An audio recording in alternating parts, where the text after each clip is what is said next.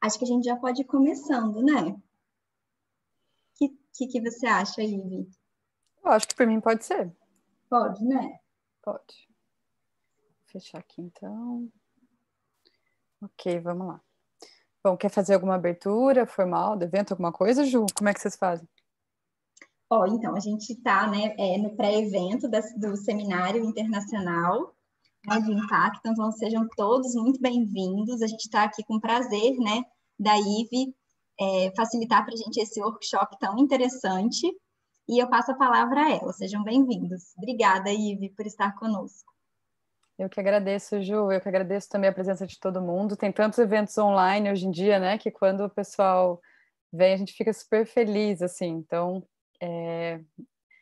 eu agradeço pelo tempo de vocês, pelo interesse, e eu acho que a gente vai mergulhar numa jornada bem interessante, assim, é um assunto que eu gosto muito e me faz muito feliz compartilhar. Bom, gente, a gente vai falar de culturas regenerativas e sobre esse novo paradigma para as organizações e para o mundo como um todo. Meu nome é Ive Friso de Mello, sou designer de culturas regenerativas, eu trabalho com consultoria, com facilitação de processos, e eu sou membro especialista da rede Harmony of Nature da ONU, que trabalha pelo advocacy, pelo reconhecimento dos direitos da natureza. Então, no âmbito das organizações, eu trabalho com esse fomento de cultura regenerativa com as consultorias, né, as tecnologias sociais, e no âmbito governamental, por meio da rede Harmony of Nature. Vocês vão entender melhor um pouquinho do que se trata, e eu tenho certeza que todo mundo que está aqui também é agente de regeneração, também trabalha com cultura regenerativa de alguma forma. Vai ser muito legal a gente se reconhecer, acho que no mesmo barco, assim. Pode passar, Ju. Pelo que eu vi das apresentações, né, eu tô falando. Bom, mas vamos começar então com o contexto, né, de histórico e aonde a gente está nesse momento. A gente está vivendo esse momento o antropoceno, que são os últimos 200 anos, aí, 200 e poucos anos, que foi a era que começou a acontecer desde as revoluções industriais, né? Com a mudança da matriz energética, com a mudança do clima. Então, essa nova era geológica, conhecida como antropoceno, é um momento histórico em que a gente está inserido. Pode passar, Ju. E aí, que sociedade é essa, né? Que tipo de sociedade a gente está vendo hoje? Depois da terceira revolução industrial, que a gente teve a revolução da informação, a gente está se vendo num mundo que a gente reconhecia como VUCA, né? Que era um mundo volátil, incerto, complexo e ambíguo. Então, volátil, porque agilidade, a mudança acontece muito rápida, incerto, porque a gente nunca sabe para qual direção as coisas estão indo. Complexo, porque tem uma cadeia de ações e reações que muitas vezes a gente não consegue nem mapear. Mais do que nunca a gente consegue entender as consequências, né, de cada ato, mas mesmo assim ainda é complexo demais para a gente prever qualquer coisa. E é ambíguo porque pode significar muitas coisas, são muitas verdades e muitas perspectivas de um mesmo fato. E agora a gente vê que a gente está indo para um mundo muvuca, que o pessoal diz, que é, além de tudo isso que eu falei para vocês, é um mundo que ainda tem significado e trata das questões de forma universal. E aí, eu descobri que, na verdade, já estão propondo um novo acrônimo. Eu não sou muito afim, eu não sou muito fã da gente ficar presa nos acrônimos, né? Porque acho que dá para ir muito mais profundo do que isso, não são poucas palavras que vão explicar uma ordem social toda, mas eu acho que eles dão um vislumbre para a gente conseguir sintetizar um pouquinho e trazer linguagem. Mas o acrônimo novo que está vindo agora é o BUNny, não sei se vocês já ouviram falar, que seria um mundo frágil, devido a esse número de incertezas, volatilidades e ambiguidades. Eles estão dizendo que a gente está vivendo um contexto frágil, ansioso, devido à quantidade de informação com que a gente tem que lidar, né? Que o nosso cérebro não estaria pronto para processar o número de informações a que a gente é exposto, não linear, tão complexo, né? Que não tem uma cadeia de reações lineares, e incompreensível, porque a velocidade das mudanças, a profundidade das mudanças, a gente não está conseguindo acompanhar e compreender profundamente. Então, esse é o panorama que a gente tem agora de uma forma bem resumida, E no meio de uma quarta revolução industrial, né, que a gente está vendo a indústria 4.0, a inteligência artificial, a nanotecnologia, inteligência das coisas. Então, quais serão as consequências desse momento? Essa questão dos empregos, a questão da automação, da agilidade das coisas. Então, a gente está no meio de uma revolução industrial, né, que é a quarta, e entendendo as consequências disso tudo, de se entender em uma sociedade em rede, na humanidade, né? Como que a humanidade está respondendo a tudo isso? Então, a gente está vendo a geração Z agora entrando no mercado de trabalho. Então, a geração Z, a gente diz que são jovens conhecidos como communaholics, que se reconhecem e se organizam em comunidades que são agrupados por valores. Então, eu vou me aproximar das pessoas que acreditam na mesma coisa que eu e compartilham dos mesmos valores que eu, seja essa comunidade presencial ou virtual. E, inclusive, são conhecidos como serem hipercognitivos, ou seja, capazes de vivenciar várias realidades simultâneas, seja eu estou aqui com a minha família presencial, mas eu estou interagindo num grupo de WhatsApp e ao mesmo tempo eu estou trabalhando num aplicativo, trabalhando assim, né, conversando com as pessoas em alguma outra rede social. Então, essa capacidade de viver múltiplas realidades ao mesmo tempo, eles chamam de hipercognitivo, e de fluidez, né, que não gosta de rótulos, que não se reconhece em rótulos, que expande essa questão toda. Então, esse é o contexto que a terceira revolução industrial construiu, né, que se vê numa sociedade em rede interconectada, vem desenhando para a gente como sociedade. Pode passar, Ju. E aí, diante de tudo isso, dessa mudança, dessa estruturação que a gente está vendo, pode passar, Ju, aqui para mim não mudou o slide, agora sim. O que aconteceu a nível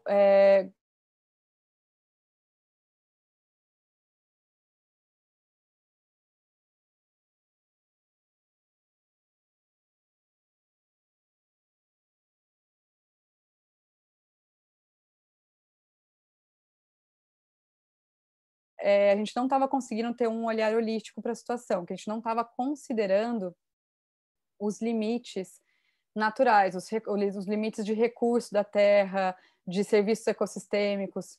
Então, depois da Segunda Guerra Mundial, depois com o fim da Guerra Fria também, começou a acontecer esse despertar da consciência ecológica. Então, a primeira ONG ambiental foi criada em 48, na França, a IUCN. Depois veio, em 72, o relatório Os Limites do Crescimento, né, encomendado pelo grupo de Roma aos cientistas do MIT, para dizer, olha, gente, não tem como ter crescimento exponencial, né? A gente tem limites planetários, tetos ecológicos que limitam esse crescimento, de limite de serviço ecossistêmico, de recurso. Então, vamos começar a considerar isso dentro da economia. E aí, essa pauta ambiental começou a ser tratada a nível governamental. Então, a gente teve a Conferência de Estocolmo, que foi a primeira conferência da ONU que falou dessa questão ambiental em 72. Depois teve o relatório Nosso Futuro Comum, que começou a falar do termo de desenvolvimento sustentável em 87. A Rio 92. Depois a gente teve começar a falar, né, dos Objetivos de Desenvolvimento do Milênio em 2000, que eram os ODMs. E aí, em 2015, como a Andrea mesmo está pontuando aqui no chat, a gente teve a definição dos Objetivos de Desenvolvimento Sustentável da ONU, as ODSs, que, pasmem, gente, foi em 2015, faz só 5 anos. Eu já falo disso há tanto tempo e a gente já trabalha com isso há tanto tempo, né? E quando eu me dei conta que só faz 5 anos, eu fiquei, nossa, que coisa, que bom que a gente está avançando. Bom, então, para entender que o relatório Os Limites do Crescimento fez esse chacoalhar, assim, de, opa, a gente tem que olhar para isso. Realmente tem uma certa limitação aqui que a gente tem que entender e incluir na conta. Pode passar, Ju.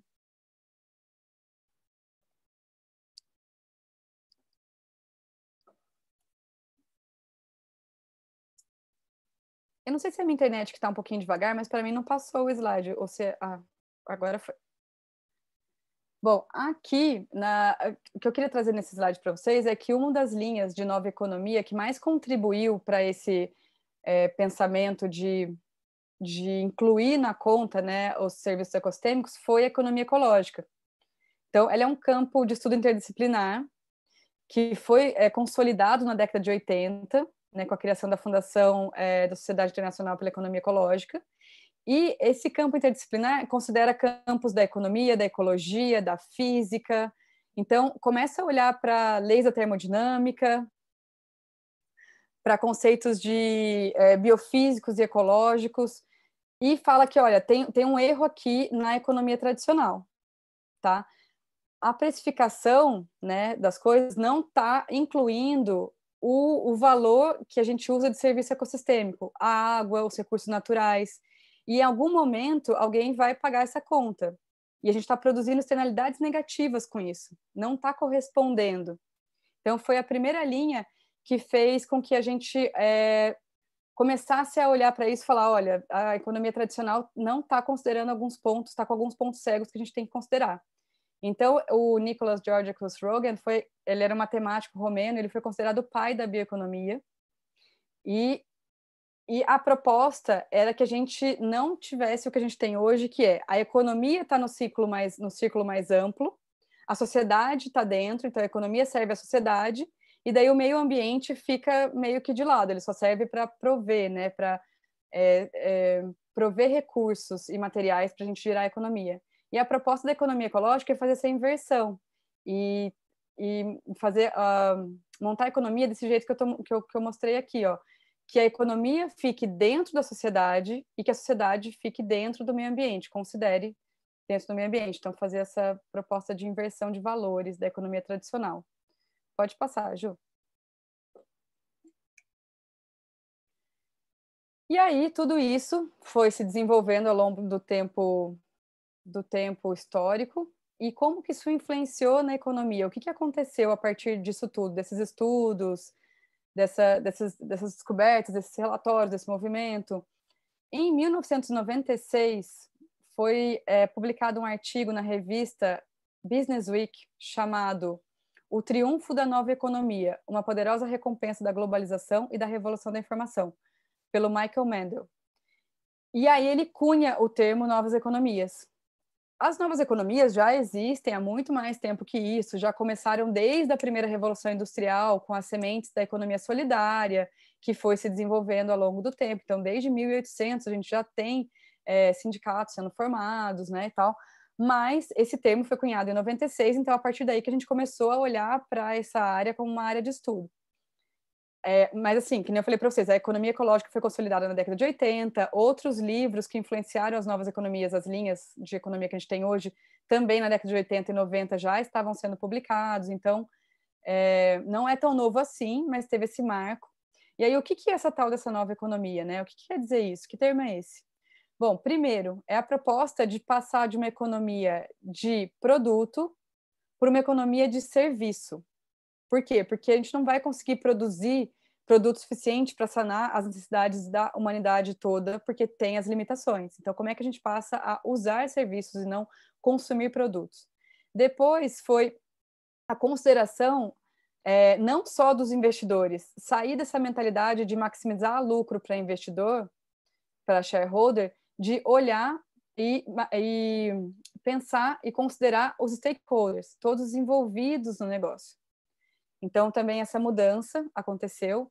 Outra coisa muito importante que muda de paradigma, né, da velha economia para a nova economia, é passar a considerar os capitais imateriais.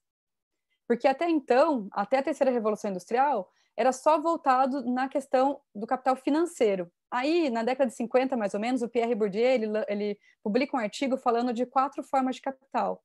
Capital cultural, social, simbólico e financeiro. E daí para frente a gente foi desenvolvendo e entendendo outras formas de capital. E hoje a gente já tem 8 formas de capital. Então, a consideração desses capitais imateriais na conta também é uma característica da nova economia. Outra característica importante é começar a reconhecer o valor da marca. Então, agora, o que faz a valoração do negócio não está só no faturamento, tá? Em quanto aquela marca vale, né? Qual que é o valor agregado, quais são as ideias, os valores. E, para além disso, a consideração dos ESGs, né? Que são as métricas e indicadores de impacto socioambiental. Então, tudo isso são características dessa nova economia. Pode passar, Ju. E como que essas movimentações todas históricas e acontecimentos influenciou nas organizações? Que movimentos a gente viu acontecendo? Primeiro, a criação do setor 2,5, né, que foi na década de 70 e 80, que surgiu os negócios sociais com o Muhammad Yunus, e depois a gente teve os negócios de impacto. Então, o fortalecimento das áreas de responsabilidade social nas empresas, de sustentabilidade, a criação dos negócios sociais, negócios de impacto e todos a criação do índice de sustentabilidade empresarial da Bolsa de Valores. Então, o mercado financeiro reconhecendo os ESGs, valorizando e criando uma categoria específica para isso, e todos esses movimentos que eu estou elencando aqui, que fortaleceram toda essa mudança de, olha, gente, vamos começar a considerar os serviços ecossistêmicos e recursos na conta, valorizar isso, olhar para isso, e vamos refletir isso nas organizações. Então, todos esses movimentos aqui são responsáveis, estão carregando essa bandeira e são extremamente importantes nesse sentido. Pode passar.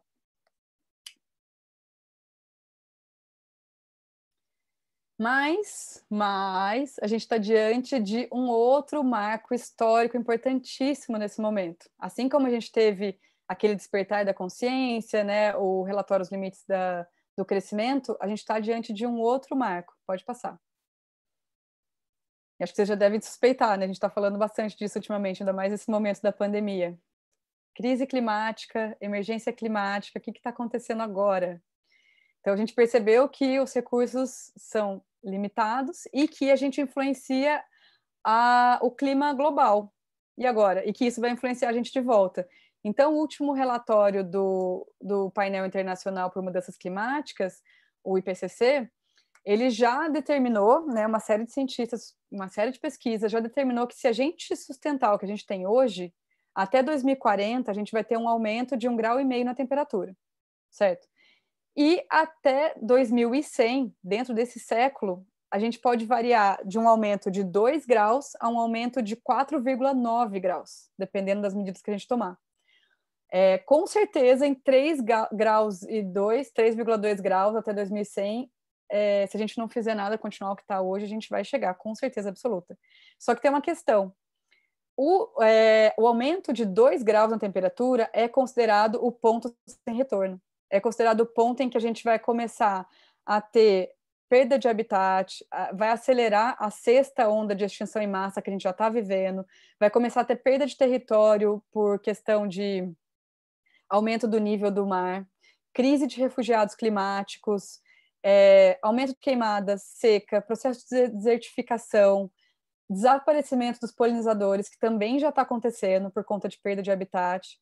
Então, assim, diante desse momento histórico, e a gente já está um pouco atrasado com a mitigação do impacto. Pode passar. E aí a grande pergunta que fica para a gente, né, quando a gente toma consciência da crise climática, é possível evitar o pior cenário? E agora? O que a gente faz, né? Dá para ter esperança? Por onde eu começo?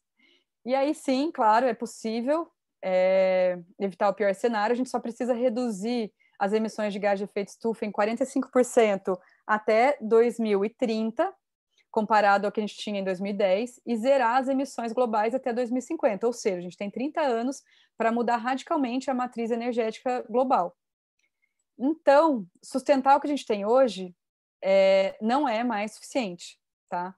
A sustentabilidade, pode passar, Ju, ela é muito importante, ela foi essencial até o momento, ela está ganhando espaço, mas ela tem que evoluir. Não é colocar uma coisa contra a outra. A sustentabilidade faz parte das culturas regenerativas, tipo, foi preciso desenvolver, foi preciso, é um caminhar, né? A gente vai implementando mudanças incrementais e vai dando passinhos, então a sustentabilidade, sim, precisa continuar sendo fortalecida, mas o meu convite é para a gente dar um passo além, a gente mudar de paradigma e ir para além da sustentabilidade, e a proposta é que a gente comece a construir culturas regenerativas. Pode passar. E agora, né? O que são essas culturas regenerativas? O que é isso? Por onde a gente começa?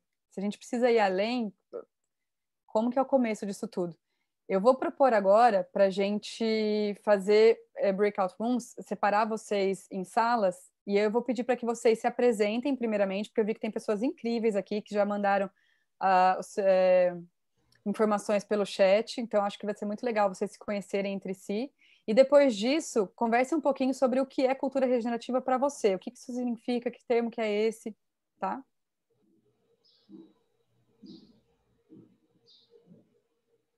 A Ju tá quem é o Rodolfo, né, que está preparando. Perfeito. Já pode ir para a sala? Pode ir? Então. Sim.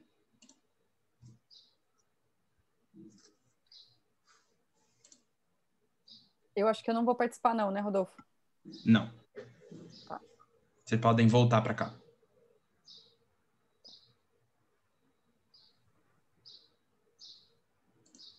Já foram todos? 3.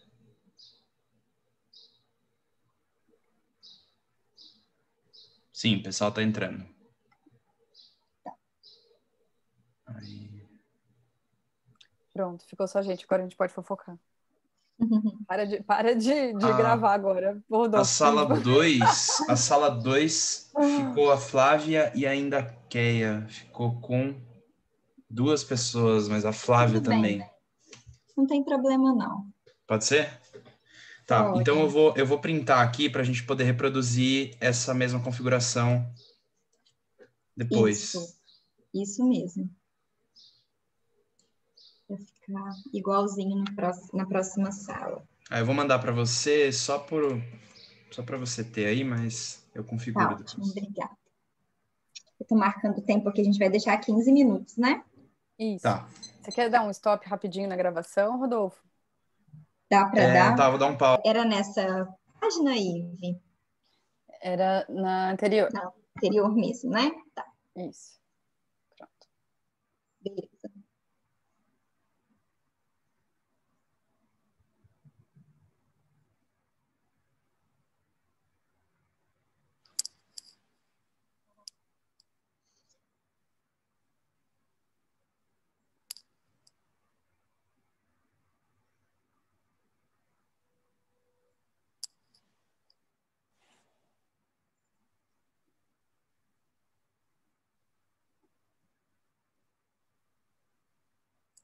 Quero ver seu curso, Ive. Ainda que ela estava me falando sobre ele. É super legal. Quero te conhecer. Você vai ver um pouco aqui, a gente vai falar um pouco de autogestão aqui. Uhum. E aí esse curso é de uma metodologia específica. Legal. Tá bem legal.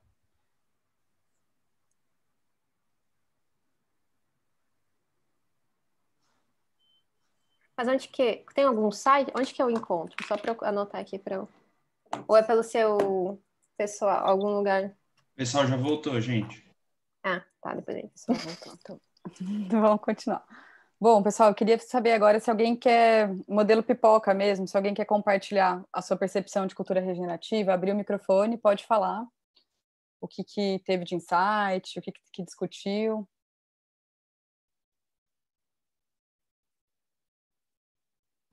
Ive, boa tarde, Andréia, do Instituto Federal Campus Birigui. Olha, não deu tempo da gente discutir, porque o papo fluiu, foi lindo, viu? Não sei se vocês gravaram. Quem é você? Eu faço isso, eu faço aquilo. E sabe quando aquela prosa gostosa? Então, infelizmente, eu não vou trazer aqui algo em comunhão, tá? Porque a comunhão foi assim, aquele bate-papo mesmo, tanto que a gente até trocou telefone. Tipo, eu quero te conhecer melhor, vamos fazer projetos juntos, vamos crescer também e se desenvolver como ser humano. Né? É assim que a gente faz. Mas vamos falar da questão da cultura regenerativa. Me chamou a atenção, tanto que eu fiz questão, eu estou com outras coisas aqui abertas. Eu falei, não, eu vou pelo celular, eu quero escutar essa moça falando o que é cultura regenerativa. E eu pensei assim, porque a gente está assim, no emaranhado de conceitos. Eu pensei no cradle to cradle, eu pensei na economia circular, né, que como um todo,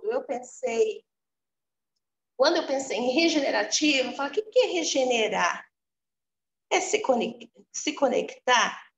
Porque muitas vezes eu escuto assim, professora, a senhora fala de sustentabilidade? O que é isso? A senhora fala, depois a senhora fala de tripé, né? Mas o que é isso? Parece que sempre o ser humano está fora. Ele esquece que ele está dentro. E ele está conectado com todos. Será que é por aí? Mas você vai me ensinar. Eu acho que é por aí, reconectar, sabe? Tipo, é um problema que nós temos que resolver e tal, mas parece que a gente está falando de um modo assim, eu estou observando totalmente, eu faço parte, eu estou conectada com tudo e com todos. Será que é por aí? É por aí também. Muito bem colocado, Andréia, é por aí também. Alguém mais quer trazer alguma percepção? Para daqui a pouco a gente mergulhar mesmo no universo da cultura regenerativa?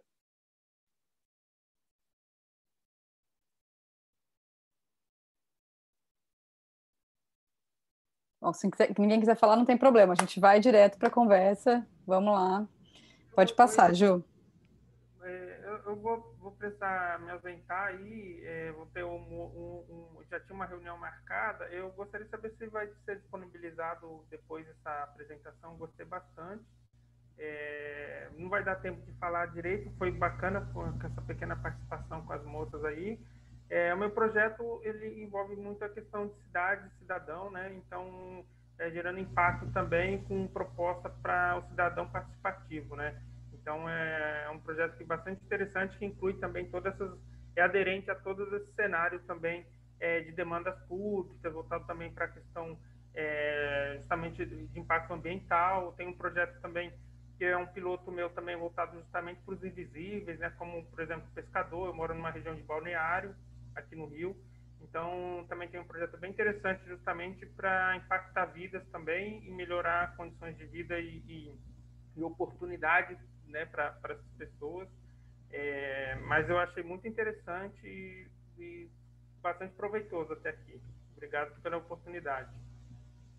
Obrigada, Edson. Vai ficar gravado sim. O pessoal da organização aqui me informou que vai ficar no portal do evento por um mês e depois vai para o canal do Impact Hub Brasília no YouTube. Ok? Então, obrigada aí pela sua presença. Bom, vamos que mergulhar então nas culturas regenerativas. Ó, gente, vamos lá. Eu quis pedir para vocês conversarem um pouquinho antes, porque é um pouco perigoso a gente ficar preso numa definição única. Então, a minha proposta aqui não é trazer uma definição única limitante desse termo, tá? É trazer características, valores, princípios, e aí a gente explora esses valores e princípios e entende como isso se dá, como isso se materializa. É um pouco baseado na lógica da permacultura, que a gente tem primeiro os princípios éticos, né? Depois os princípios de design, e depois a gente tem as técnicas. Então, a proposta de um modelo fechado, escalável, replicável, não existe. Cada um vai ter que olhar para o seu contexto e entender no seu contexto quais são as práticas e os princípios, os valores são comuns, mas quais são as práticas que eu posso utilizar para fomentar uma cultura regenerativa, para construir uma cultura regenerativa, e não vai existir culturas regenerativas iguais, entendeu? Cada contexto local é muito específico e vai poder construir a sua própria cultura regenerativa. Então, o que eu quero compartilhar aqui com vocês é qual que é o solo fundante, quais são as bases dessa área. E aí, a partir disso, vocês podem construir culturas regenerativas no contexto que vocês estiverem inseridos, tá? Inseridas. Então, geralmente, e eu sempre vou colocar no plural, pode voltar, Ju, e eu sempre vou colocar no plural. Eu não sei se vocês perceberam, mas é sempre culturas regenerativas, que a proposta é não ter um modelo único, tá? Mas, geralmente, as culturas regenerativas são sistemas aninhados, ou seja, interdependentes, trabalhando ali em conjunto, resilientes, equitativos, salutogênicos, baseados na ética ecocêntrica, que reconhece a interdependência dos seres, a sua essência, e a essência potencial de cada membro, de cada ser que pertence àquela cultura, baseado no pensamento sistêmico e eles se estruturam em processos que restauram, renovam e revitalizam as suas próprias fontes de energia e de recursos. Então, isso aqui, assim, é uma visão geral, mas a gente vai se aprofundar em cada um desses pontos para entender direitinho. E no momento que eu tenho para falar para vocês é que é um campo novo de estudo e que a gente tem muito mais perguntas do que respostas. E, na verdade, as perguntas, elas nos servem, porque elas nos direcionam para a construção dessa cultura regenerativa. Então, é interessante ser sempre movido por essas perguntas geradoras e refletir sobre os valores, sabe? Pode passar, Gil.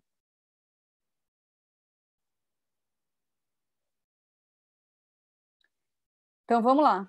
Vamos começar pelo princípio da ética ecocêntrica. O que é uma ética ecocêntrica? Acho que todo mundo já deve ter visto aquela imagem do ego para o eco. É disso aqui que eu estou falando. É do paradigma antropocêntrico que a gente vive hoje para o ecocêntrico. A ética ambiental, essa linha, né, de ética ambiental chamada ecocentrismo, ela apresenta um sistema de valores que é centrado na natureza, ou seja, a gente está vivendo no paradigma antropocêntrico, então a humanidade está no centro, né? Tudo gira em torno das necessidades do ser humano. Depois, na década de 70, por ali, começa a crescer a linha da ética biocêntrica, que reconhece os direitos dos seres sencientes. Então, o direito dos animais, o movimento do vegetarianismo, do veganismo, isso começa a vir. E agora a gente está diante de uma proposta de um novo paradigma, que é reconhecer que todo elemento da natureza, os rios, as florestas, sendo senciente ou não, é um sujeito de direitos. Então, a gente já teve esse movimento acontecendo muito, por exemplo, no Equador, que teve o reconhecimento de um rio, o Vilcabamba, depois colocaram na Constituição, né, o reconhecimento dos direitos da natureza. Depois, na Colômbia, teve reconhecimento também dos direitos do Rio Atrato, e agora, acho que foi o ano passado ou esse ano, eles reconheceram a Amazônia colombiana como um sujeito de direitos. Aqui no Brasil, esse movimento também está crescendo. A gente já teve 2 cidades em Pernambuco, Paudalho e Bonito, que reconheceram os direitos da natureza, e Florianópolis, no final do ano passado. E agora tem São Paulo, Fortaleza, Palmas, essa lei orgânica ainda está em tramitação. Então, essa é a proposta, a gente começar a reconhecer juridicamente o direito de todos os elementos e nesse sentido, fazer exatamente o que a Andrea falou. Se entender como natureza, quebrar esse paradigma de o homem, a humanidade separado da natureza, voltar a se reconhecer como natureza. E a ética ecocêntrica vem com essa proposta de fazer isso juridicamente, entendeu? Pode passar, Gil.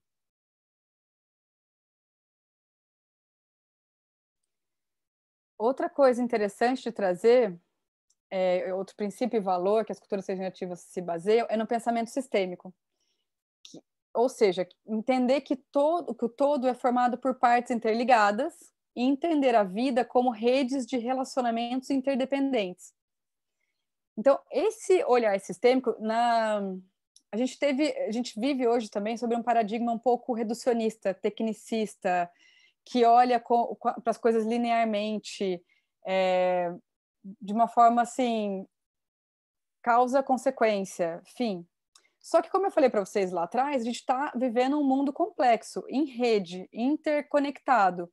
Então, um pensamento reducionista não consegue mais caber num contexto complexo sistêmico. Tanto que hoje a maior parte dos problemas que a gente tem são problemas sistêmicos. E a gente vê às vezes as pessoas tentando resolver problemas sistêmicos com solução simples. E não vai funcionar. Problema sistêmico tem que ser resolvido com solução sistêmica, problema complexo. A gente vive uma realidade complexa. Então, problema complexo é resolvido com solução sistêmica, plural, intercalada, interdependente, que vai agir de várias formas diferentes sobre uma dada questão. Então, olhar para o mundo com esse olhar sistêmico, entendendo as inter-relações, as interdependências, e entendendo que o todo é formado por partes interligadas, é uma proposta das culturas regenerativas também. Pode passar, Ju. E aí o pensamento sistêmico, ele se baseou muito na teoria da complexidade. Então, tem muitas áreas dos saberes falando sobre teoria da complexidade, desde a física, a matemática, tudo mais, mas essa perspectiva vem do Edgar Morin, que eu vou trazer aqui para vocês, tá? Que é um pouco mais recente do que as outras, assim. Mas na teoria da complexidade, a gente fala que não só o todo é formado pelas partes, como as partes e os padrões de relação entre as partes influenciam o todo. E a gente chama isso de propriedades emergentes. Então, acho que vocês já devem ter ouvido falar bastante de ecossistema de negócio de impacto. A gente tem um ecossistema de negócio de impacto. Isso é um pouco trazer a perspectiva da ecologia. Eu tenho doutorado em ecologia, então eu estou trazendo um pouco essa perspectiva da ecologia também para cá, tá, gente? Quando eu estou falando dessas coisas, é desse lugar que eu tô me inspirando. Mas sempre que eu ouvi esse termo, né, eu e uma amiga minha, a gente, ecossistema, ecossistema, ecossistema. Tipo, o ecossistema não é só formado por atores, ele é formado por atores interconectados, interdependentes, que têm propriedades emergentes, que são coisas únicas que surgem dessas interações. E eu ficava pensando, será que essas pessoas estão falando, estão percebendo que existe propriedade emergente? Quais são elas? Porque para a gente definir algo como ecossistema, tem que considerar tudo isso. Então, essa profundidade de se inspirar na natureza e de olhar para nossas interações humanas com essa perspectiva do pensamento sistêmico, da teoria da complexidade, e se entender como natureza de novo, considerando a interdependência dos seres, as propriedades emergentes que surgem das interações, é também valor, princípio e proposta das culturas regenerativas. Pode passar, Ju. E outro valor é a resiliência, né? Lembra que eu falei que são ambientes, sistemas alinhados e resilientes? Então, de novo, trazendo da ecologia, a resiliência é a capacidade de um ecossistema de recuperar as suas características após sofrer um distúrbio, uma perturbação, algum dano, então voltar ao seu estado de equilíbrio anterior, antes daquela perturbação. Então, são sistemas que conseguem ter agilidade, responsividade, que conseguem... Não é que não erra, ou não se abala, ou não são ambientes resistentes, mas eles são altamente adaptativos, adaptáveis. Pode passar, Ju. Eu fui colocando aqui embaixo alguns autores, se acaso vocês quiserem se aprofundar, porque são tópicos bem abrangentes, né? Eu tentei dar uma visão geral. E outra coisa que eu lembro que a gente falou, que eu falei para vocês, que é uma característica de cultura regenerativa, é a salutogênese. O que é esse termo, né? Esse termo é como é que a gente traz saúde para um sistema. Não é só... O que a gente vive hoje é um paradigma degenerativo. A gente tira, né? A gente explora, a gente tira energia. Como é que a gente inverte essa balança e começa a dar energia para o sistema? Então, a salutogênese é baseada na teoria da salutogênese, e o Aaron Antonovsky, ele falava do senso de coerência. Então, que é uma capacidade do sistema de gerar saúde a partir do senso de coerência. E esse senso de coerência é um tripé que fala de significado, flexibilidade e estímulo. Significado é qual que é o código de condutas que está ao meu redor? Quais são os significados, significantes? Em que realidade eu existo nesse momento? A flexibilidade é o quanto eu consigo me adaptar a ela. E o estímulo é o que me motiva. Então, ele diz que juntando esse tripé, esse senso de coerência pode ser um fator de geração de saúde para pessoas, para sistemas sociais. Pode passar. E aí, depois desse mergulho, gente, espero não ter ido muito fundo, é que como é um pré-evento de sistema de seminário internacional, e tem muita gente aqui que já trabalha com negócio de impacto socioambiental, eu quis propor, vamos aprofundar, vamos mais longe, vamos, sabe? Então, por isso que eu estou mergulhando mesmo, assim. Vamos lá, aprofundar na cultura regenerativa. Mas só para recapitular o que a gente falou, então, até aqui. Então, sistemas alinhados, interdependentes, resilientes, vocês entenderam o que é, equitativo, então, que inclui as pessoas, né? Que considera as vozes, que trata de forma equitativa a diversidade, inclui a diversidade. Salutogênico, que produz saúde, baseado nessa nova ética de ter a natureza como centro e se reconhecer como natureza e voltar a se reconhecer, se olhar como natureza. A questão da interdependência, e aqui que eu queria pegar para vocês, essência e potência dos membros, dos participantes das culturas regenerativas. Eu acho que foi a Andrea também que trouxe a questão de, às vezes, o humano fica um pouco de lado, né? Aqui é a parte de resgatar o humano. Essa questão de que todo mundo saiba, cada integrante, né, que está nessa rede interdependente, consiga olhar para si, reconhecer sua essência e sua potência para aí contribuir com essa cultura, com esse sistema social para geração de energia. Porque se eu estou alinhado com a minha essência, a minha potência, aquele tripé que eu falei para vocês da coerência, da salutogênese, ele está alimentado. E aí eu vou prover saúde, eu individualmente vou prover saúde para o sistema, e o sistema vai estar mais saudável, como um todo. Lembra? Propriedades emergentes, o todo, as partes, a parte, o todo.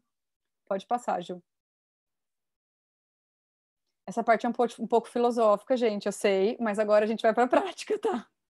Vamos tirar tudo isso da teoria e como é que a gente leva isso para o mundo real, como é que a gente tangibiliza esses exemplos. Então, como que a gente constrói organizações baseadas em cultura regenerativa?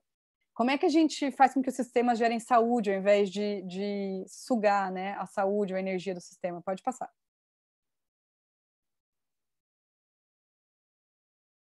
Bom, o primeiro caminho é a área de estudos do design regenerativo. Então, o design regenerativo é como que a gente desenha sistemas para produzir regeneração e não degenerar. O que a gente tem hoje é um mundo todo desenhado na cultura da degeneração. Então, a gente tem que começar a transmutar esses sistemas. Então, o sistema convencional, ele ficava ali no compliance, o que é, né, das organizações, o que é permitido pela lei, mas mesmo assim está degenerando, está usando recursos, serviços ecossistêmicos, né, não está se reconhecendo como natureza, ainda está nesse paradigma da ética antropocêntrica. Depois veio o paradigma ecológico, que é vamos minimizar os danos. Aí depois a gente vai para o sustentável, que é o 0 a 0. Não se causa mais nenhum dano. Então eu não tiro, mas também não coloco energia. Fica ali no ok, tá no 0 a 0. Então, assim, a sustentabilidade foi importante, é importante, mas a gente tem que continuar progredindo e evoluindo a partir daí. Agora a gente está passando para o restaurativo, que é começar a restaurar o que foi degradado. Então, vamos começar a consertar ali e tal. E depois, a proposta é que a gente vá para o regenerativo, que é como é que a gente doa energia para o sistema, como é que a gente apoia a rede de vida, a biota do planeta. Então, é aí que a gente quer chegar. E o design regenerativo ajuda no sentido de vamos pensar os sistemas para inverter essa lógica. E aí, quem quiser se aprofundar, tem o livro do Daniel Wall, Design de Culturas Regenerativas, que é um dos livros mais esclarecedores, assim, os mais com mais insights nessa área de cultura regenerativa. Pode passar, gente. Quais outras ferramentas que a gente tem para isso, né? Além do design regenerativo, o que está dentro do design regenerativo? O que a gente pode usar dentro desse campo de saberes? Tecnologias sociais. Muitas, várias, que eu tenho certeza que vários de vocês já usam aqui, pelo que eu vi com que vocês trabalham. Eu trouxe essas 3 aqui primeiro, que é a biomimética, né, que são inovações inspiradas na natureza. Como é que a gente olha para a natureza e traz inovações para as questões complexas que a gente tem hoje, levando em consideração os milhões de anos de evolução que os sistemas naturais tiveram. Então, a biomimética é essa ciência que traz essas inovações baseadas na natureza. A permacultura, que até o livro do David Holmgren está aqui, é um dos fundadores do conceito, né, de permacultura, o David Holmgren, e está falando aqui, permacultura, princípios e caminhos além da sustentabilidade. Ele já estava propondo isso, né, na década de 70, na Austrália.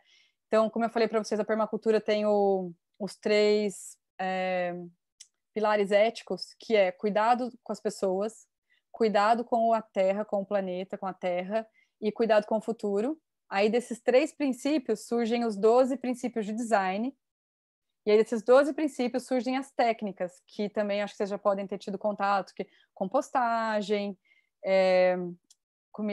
agrofloresta, agricultura sintrópica, horta em mandala, tem muitas coisas mesmo. Banheiro seco.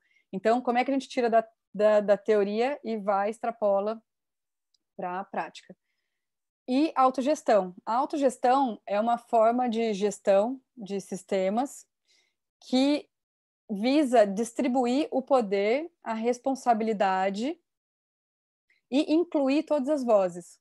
Então, como é que eu engajo todas as pessoas? Como é que eu incluo todas as pessoas? Como é que eu dou voz para todo mundo compartilhando esse poder? Então, a gente tem metodologias como a sociocracia clássica, 3.0, organizações orgânicas, a holacracia. Então, várias metodologias que ajudam a gente a implementar uma forma de gestão que cria ambientes mais inclusivos, equitativos, com sistemas alinhados, tudo aquilo que a gente falou de cultura regenerativa, saudáveis para todo mundo, que geram saúde. E esses são os 3 pilares que eu trabalho, que eu foco mais, mas tem muitos outros. Pode passar, Ju. Tem Teoria U, Art of Hosting.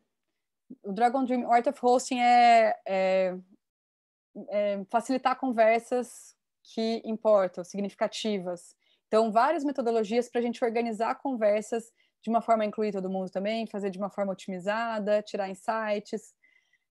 A Teoria U também, esse mergulho, né, no como que a gente olha para dentro, mergulha, ressignifica e deixa o novo emergir. Então, para transformar sistemas. O Dragon Dream é uma proposta de metodologia para fazer projetos de forma colaborativa, tirar a ideia de um e transformar na ideia do todo.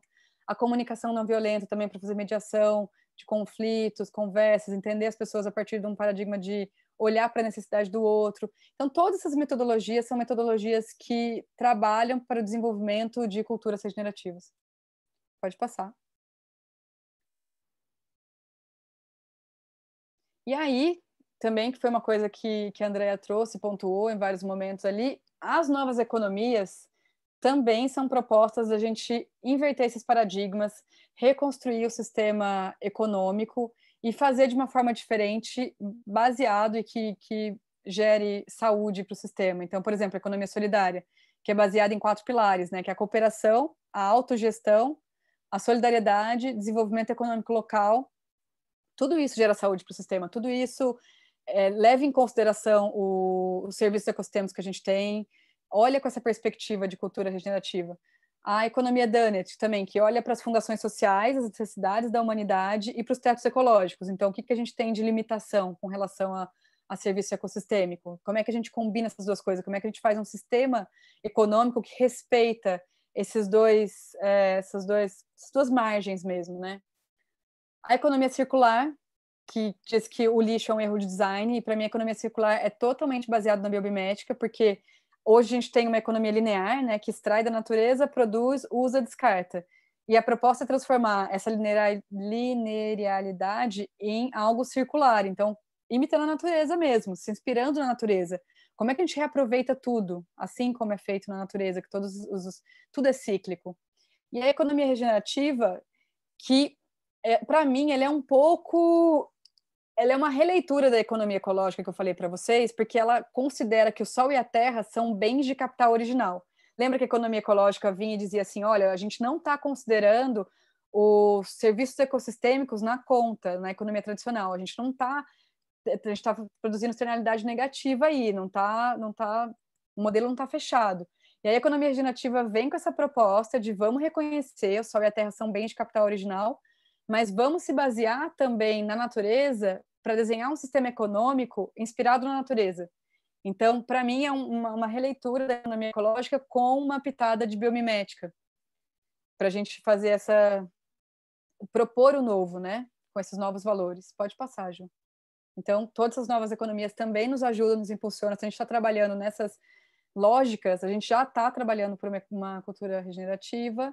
E aí, de novo, assim como eu fiz com o paradigma da sustentabilidade, que a gente fez aquele resgate e chegou nos movimentos e nas organizações, a gente está fazendo a mesma coisa agora. Como que isso tudo que eu estou contando para vocês está influenciando movimentos econômicos, negócios? Como é que está chegando? Está chegando por alguns livros, algumas linhas de pesquisa e algumas formas de organização. Uma delas são as empresas que curam. Esse livro ele foi lançado pelo mesmo autor do livro do Capitalismo Consciente. Então, até parece que ele deu um outro salto, tá vendo? Ele fez com a sustentabilidade lá, o capitalismo consciente está ali trabalhando e agora vamos além. Então, a proposta de criar empresas que tenham um propósito de cura, que se a gente está falando de ecossistemas salutogênicos que geram saúde, ter uma empresa com propósito de cura faz todo sentido. E aí, com isso, cuidar da necessidade dos colaboradores, com o propósito de aliviar o sofrimento dos stakeholders. E aí, nesse sentido, eles priorizam os colaboradores do negócio. os empregados, as pessoas que trabalham no negócio. Essa é a prioridade. E depois os outros stakeholders. Outra linha de movimento econômico e de organizações são as organizações evolutivas Teal, né, do livro Reinventando as Organizações. E uma organização evolutiva Teal, ela tem esse tripé, né, de ter um propósito vivo e claro, de ser baseada em autogestão. Então, de novo, pela terceira vez, a autogestão está aparecendo aqui, pra vocês verem como é um pilar muito importante, e de ter um ambiente integral. O que seria um ambiente integral? Um ambiente que olha para as pessoas, para os colaboradores, de forma integral, ou seja, a pessoa pode estar lá participando da empresa com a sua integralidade, com a sua essência e com a sua potência. Não tenho que deixar essa parte, isso aqui é vida pessoal, isso aqui é vida profissional, eu vou separar. Não, eu posso levar a minha religião, eu posso levar a minha orientação sexual, eu posso levar tudo de mim, minhas crenças para dentro do negócio, e essa diversidade vai ser incluída, vai ser aceita, vai ser celebrada de alguma forma. Pode passar. E aí, para terminar esses movimentos, a gente tem também o movimento dos negócios regenerativos. Então, que começou, né, com o John Fullerton, quando ele funda o Instituto Capital, em 2010. Aí, depois, em 2015, ele lança o livro Capitalismo Regenerativo, que cunha esse termo, né, de economia regenerativa. E depois vem a Carol Sanford, que fala sobre os negócios regenerativos. Então, baseado aqui economia regenerativa, esses são os negócios regenerativos. E aí a proposta que eles trazem é de que um negócio regenerativo ele precisa ter propósito de impacto positivo, se basear na visão sistêmica, então ter sistemas alinhados que entendem a influência e a interdependência, né, das partes no todo, reconhece a interdependência com o meio e com os seres, então inclui, né, o Sol e a Terra, como eu falei para vocês, como bem de capital original. São negócios que incentivam o engajamento, a potência e a essência dos seus colaboradores. Tem uma abordagem holística, então vai olhar baseado na teoria da complexidade para o todo e, né, ambiente integral.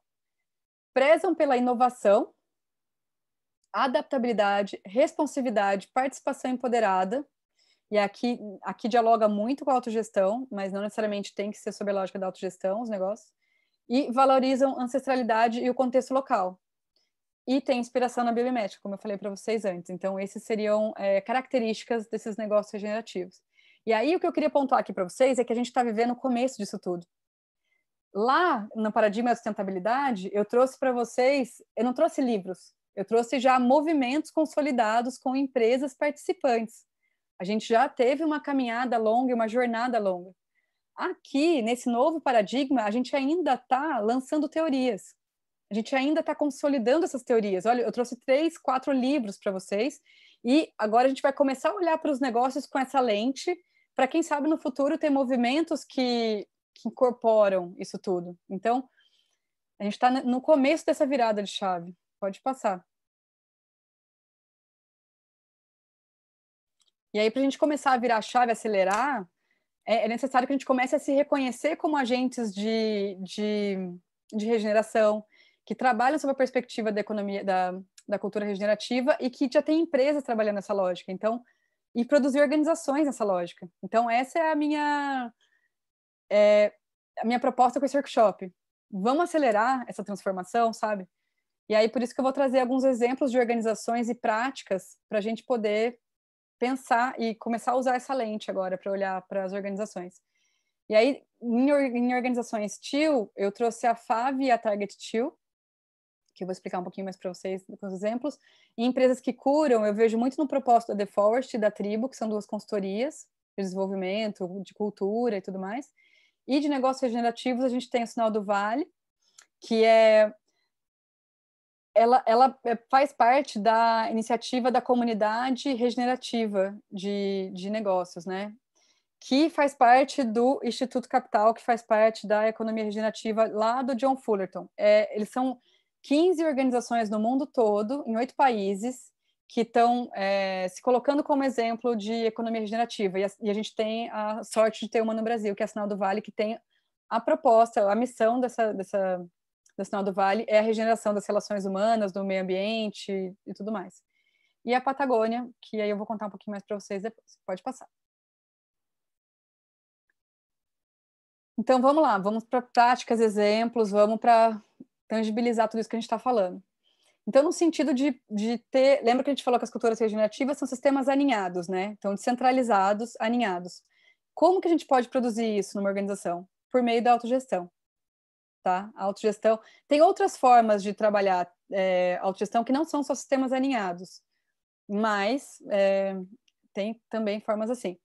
E aí, já tem várias metodologias, né? Já falei para vocês, lá eu não tinha comentado da holacracia, tem a holacracia também. Então, o que a autogestão ela promove? Um ambiente equitativo, em que todo mundo é incluído, todo mundo tem voz, organizações mais responsivas, mais adaptáveis, com mais velocidade de resposta e mais inovadoras, porque consideram a inteligência coletiva do todo, promove engajamento e faz com que as pessoas possam viver sua potência, essência e empoderamento, porque elas têm voz, e maior eficácia dos processos. E aí, para trazer um exemplo, essa empresa FAV, ela produz garfos para embreagens de automotivos, né, na França. E aí, eles funcionam em autogestão. Antes eles funcionavam como uma empresa tradicional, tinha ponto, tinha tudo, as equipes da produção e tudo mais, e aí eles pularam para o modelo de autogestão. E aí eu tenho uma história que eu acho muito incrível para exemplificar essa coisa da viver a essência e a potência. Um dos colaboradores, ele ficava muito incomodado, que achava que a empresa não estava sendo inovadora o suficiente, que tinha muita inovação acontecendo no mundo e que eles não estavam acompanhando. E daí ele decidiu propor ele teve uma atenção, é assim que a gente faz na autogestão, né? Você tem uma atenção, aí você leva essa atenção e faz uma proposta para o grupo, e se ela for aceita, ok. E aí ele teve essa atenção, ele levou para o grupo a proposta de criar um papel que seria alguém que vai viajar pelo mundo e vai descobrir inovações na área deles e vai compartilhar com a equipe. A equipe aceitou e ele começou a fazer isso. E desde então, já faz anos que ele viaja pelo mundo, ele controla o orçamento dele, tem alguns acordos específicos que eles fizeram, e aí a contrapartida ele volta para a empresa e ele faz um seminário na sexta de manhã. E aí as pessoas vão assistir. E aí eles combinaram que assim, que se a partir do momento que começar a não ter mais quórum nos seminários, ele não vai mais energizar esse papel. Então, esse é um exemplo de uma prática que fez com que uma pessoa vivesse sua essência, sua potência e trouxesse saúde para o sistema. Pode passar. E eu podia contar várias histórias da FAV aqui, tem várias no livro Reinventando Organizações, se vocês estiverem interessados, mas como a gente está com o tempo um pouquinho apertado, eu vou dar uma corridinha, tá, gente? Vamos para os ambientes salutogênicos. Então, como é que a gente produz saúde, né? Práticas de cuidado e escuta dos colaboradores. Também, autogestão também é uma forma, pesquisa de clima, avaliação 360, produzir um ambiente integral, ter mecanismos de feedback, avaliação de pares, todas essas são práticas que promovem o cuidado. E geram engajamento, motivação da equipe, bem-estar dos colaboradores e fortalecimento da marca. E aí eu queria trazer para vocês uma prática da Target 2, que tem um lugar que é difícil de conversar nas organizações, é a parte financeira, né? Chegou na parte da remuneração, dinheiro, sempre fica tipo, ai, que difícil tratar esse assunto e tal. E eles têm uma forma muito interessante de cuidar disso.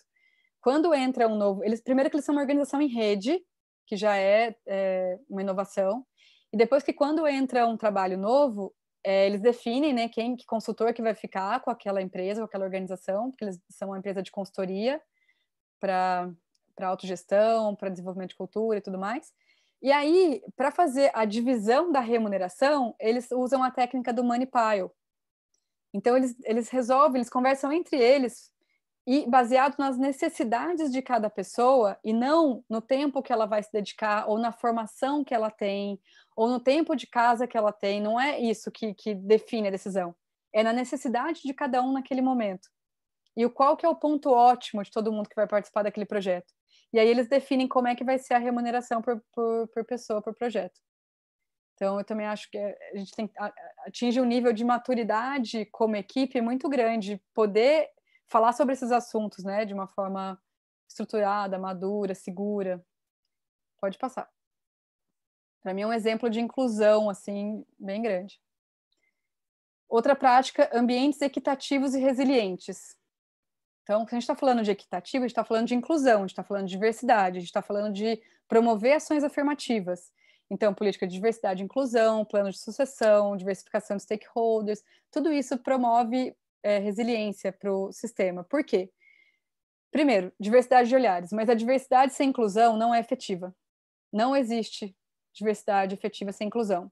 Se você coloca diversidade e não inclui de fato, e não ouve essas pessoas, você vai gerar conflito, mas não vai se aproveitar, não vai ter o benefício que a diversidade traz, que é a amplificação da perspectiva de olhares. Como é que eu coleto essas inteligências individuais e concentro para que elas se transformem numa inteligência coletiva que vai ajudar a organização? Então, pensar em formas de incluir essa diversidade, acolher, escutar, faz com que aumente a inteligência coletiva, diminui a vulnerabilidade da organização, porque eu tenho mais cabeças pensando em soluções para problemas da organização. E gera impacto positivo no todo, na desigualdade social, em vários problemas que a gente tem na sociedade. E aí o exemplo que eu tenho para trazer é da Tribo. Eles trabalham com uma metodologia de autogestão própria da Tribo, que chama Anga OS, que é baseado em sociocracia, O2, holacracia, mas eles desenvolveram adaptações que servissem a eles. Eles têm um mecanismo também de definir os próprios salários. Existe uma planilha que faz uma sugestão, mas eles têm uma reunião a cada 3 meses para fazer esse equilíbrio, para ver se está todo mundo feliz, está sentindo justo.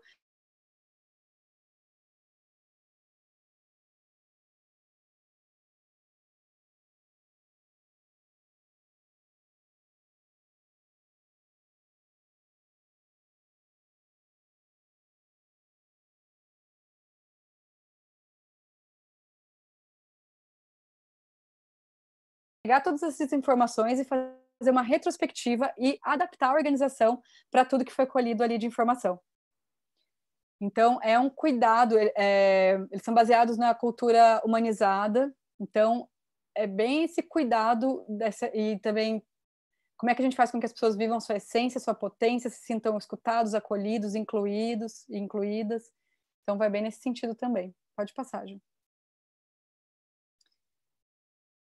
E aí, para finalizar essa parte de práticas, a gente tem como é que a gente promove, como é que uma empresa pode funcionar no paradigma ecocêntrico? Como que eu faço isso? O que é isso? E aí, eu vou trazer o exemplo da Patagônia, que a missão da empresa estamos nos negócios para salvar a Mãe Terra, já começa por aí. A missão de uma empresa é estamos nos negócios para salvar a Mãe Terra. E eles promovem várias ações de proteção ambiental mesmo. Então, desde política para neutralizar a emissão de gás carbônico, até a utilização de energia renovável, até apoio de iniciativas de restauração ambiental. Lá nos Estados Unidos, a gente eu trabalhei para o Sistema B, né? Era cogestora de comunidades, e a gente conversava com o pessoal do B-Lab, e eles falavam que tinha uma nova categoria de empresas surgindo, que eram as empresas ativistas. Então, de novo, dando esse passo além da sustentabilidade. E assim, a Patagônia era considerada como uma empresa ativista, porque ela se posicionava diante de causas, principalmente de causas ambientais. Por exemplo, quando o Donald Trump tentou diminuir as terras, né, dos parques em Utah, ela lançou uma campanha falando: o presidente roubou minhas terras, se posicionando. E todo ano eles promovem um evento de ativismo ambiental, eles chamam os maiores ativistas para formar esses ativistas e melhorar os programas que eles têm, e eles já lançaram até um livro sobre boas práticas para o ativismo ambiental. Então, essa empresa se posiciona bem nesse sentido de reconhecer os direitos da natureza, proteção ambiental e tudo mais. Gente, a gente está estourando o tempo, pode passar, Ju. Então, eu vou correr para finalizar aqui. A gente tinha só essa atividade, que a gente não vai fazer uma atividade, então, eu vou deixar para vocês pensarem, cada um, a gente vai fazer um breakout rooms, não vai rolar, mas eu vou deixar para vocês pensarem entre vocês e a gente já finaliza, para respeitar o tempo de todo mundo. Então, a proposta era: quais práticas podem tornar a sua organização mais regenerativa? Agora que a gente já falou das bases, dos princípios éticos, dos valores, já deu exemplos, o que você, vivendo a sua essência e a sua potência, poderia trazer de novas práticas para gerar saúde para o sistema? Como é que a gente começa a inverter essa balança, né? E desenhar o sistema para produzir saúde? Então, deixa a pergunta geradora. A gente falou de trabalhar com mais perguntas do que respostas, né? Tá aí, gente, a pergunta geradora. Pode passar, Ju. Para finalizar, tem uma série de políticas públicas que estão acontecendo no mundo todo, que também funcionam sob essa lógica, se baseiam nessa lógica de culturas regenerativas e estão propiciando que a gente gere mais saúde para o sistema. Também, se vocês tiverem interesse, pode dar uma olhadinha nessas, todas essas, mas tem muitas outras. Pode passar, Ju. E aí, só para a gente terminar, queria fazer uma atividade com vocês com o Mentimeter, de uma palavra, na verdade, 3 palavras de como que vocês estão saindo. O que vocês estão sentindo, como que vocês estão saindo. Acho que é o Rodolfo que vai mandar aqui, né, no chat, o link. É só clicar, entrar, colocar as palavras e enviar, só para a gente fazer essa colheita das vozes.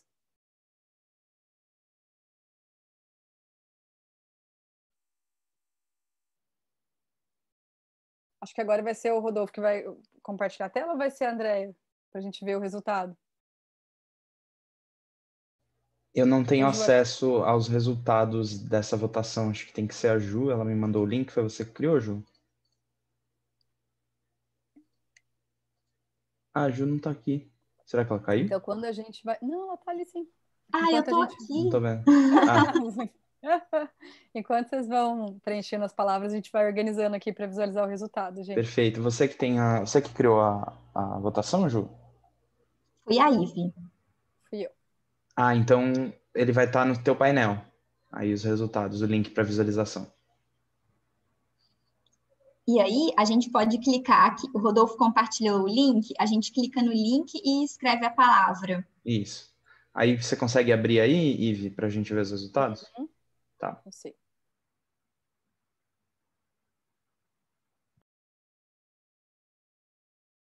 Peraí, só um rapidinho. O pessoal está respondendo. Isso, gente, que bom.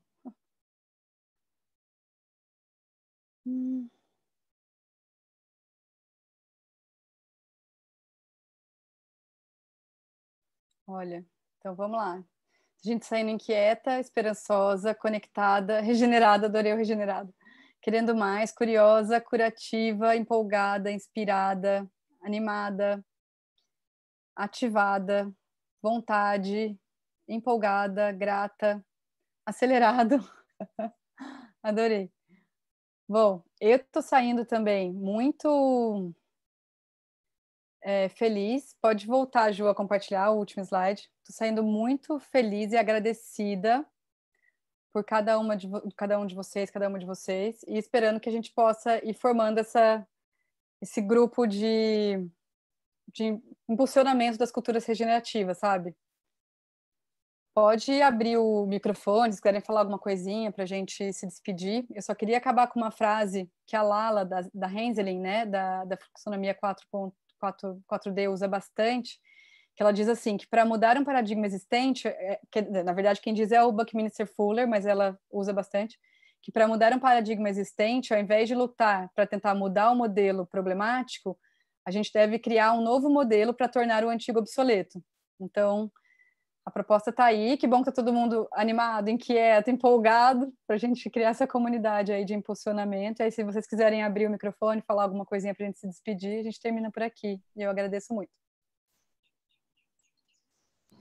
Agradecer a você, Felipe. Mais uma vez, te encontrei em Belo Horizonte, no Multiplicadores B, e aqui agora é um prazer estar aqui com você. Somos aí as sementinhas germinando. Com certeza, Patrícia, que bom ter você aqui, te rever, que gostoso. Ive, gratidão.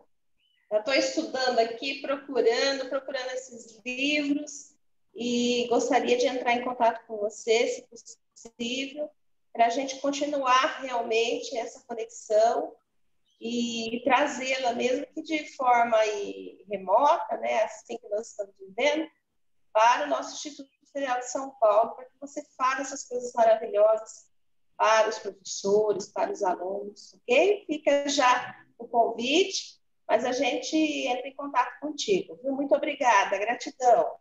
Eu que agradeço, Andréia. Tá aqui, ó, pode entrar em contato em algum desses canais aqui. Vamos conversando. Ainda quer eu vejo amanhã, né? Ainda quer até amanhã? Sim, até amanhã. Nossa, adorei. Obrigada por compartilhar. Foi muito gostoso. Foi uma forma muito gostosa de trabalhar. Parabéns. Obrigada. Então é isso, gente. Muito obrigada. Vamos finalizando, para não passar muito tempo. Vamos fazer Legal, uma gente. foto. Muito obrigado. Vamos fazer uma foto. Peraí. Boa, boa. Deixa eu tirar aqui todo mundo que puder aparecer nas câmeras, liguem suas câmeras. Momento foto. Todos preparados? 1, 2, 3 e X. Muito Ainda bom. bem que você lembrou, Ju. Não estava nem lembrando. Ah, não, eu adoro foto, tem que ter.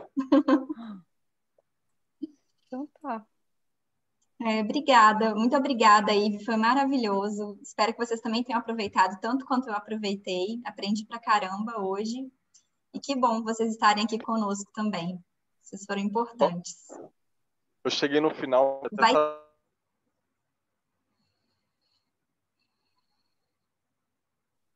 Gente, vou dar uma lidinha rápida aqui no bate-papo, tá? Que a gente não conseguiu ver. Ih, Pode dar uma lidinha rápida aqui? Ai, Posso arrasou, alugar Ive, vocês só foi porque... tão bom. Aqui, Gente. do Mentimeter você tem as palavras, como ficou? Ah, eu tinha tirado o print, mas eu esqueci de salvar, menina. Ai, meu Deus, eu tiro um print e te mando aqui pelo Ai, WhatsApp. me manda. Oba, então tá. Tá. Eu acho que ficou tão legal. Teve pouquinha gente, mas era um pessoal tão envolvido no sentido de que o que eles estavam falando, eles são todos estavam muito alinhados. Eu até estava pensando na Flávia também. Flávia, você não trabalha com isso? Na verdade, eu tô... Tá me ouvindo? Liguei. Ah, liguei, eu tava desligada. Eu tô trabalhando... Na verdade, eu tô criando, né, meu projeto sobre casamento sustentável. Antes, eu acho que a primeira vez que eu falei contigo, eu tava com o Consumo Verde, que era sobre marcas sustentáveis, né? Eu nem lembro, foi ano passado que a gente se encontrou, né? Eu acho que foi em 2019 que você foi lá para o Impact Hub, né? E aí eu mudei, menina. Eu casei, aí eu fiz meu casamento sustentável. E aí eu resolvi trazer esse tema, assim, para as pessoas também, sabe? Entenderem que podem fazer outros formatos, né, de casamento, porque as pessoas esquecem, né? Que é porque é uma festa, eu não vou fazer nada. E aí eu tô fazendo isso agora, tô trabalhando, mas eu tô em paralelo fazendo outras coisas também, né? Por enquanto.